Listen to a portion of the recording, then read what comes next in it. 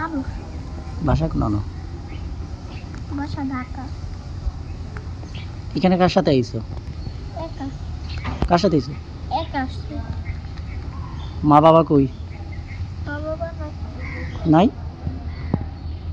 থাকো কই? রাস্তায়। রাস্তায়? কবে আইছো? কোন দিন আইছো?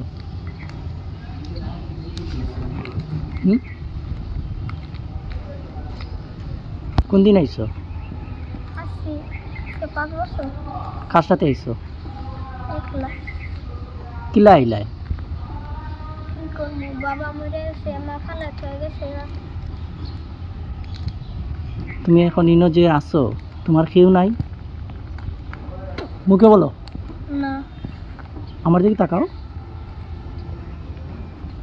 তুমি খাও কিলা? চলাফেরা করো কিলা?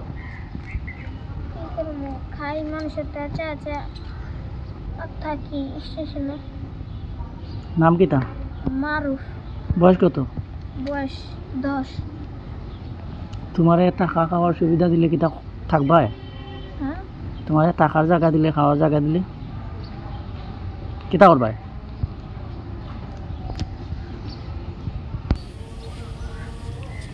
ডর লাগে না?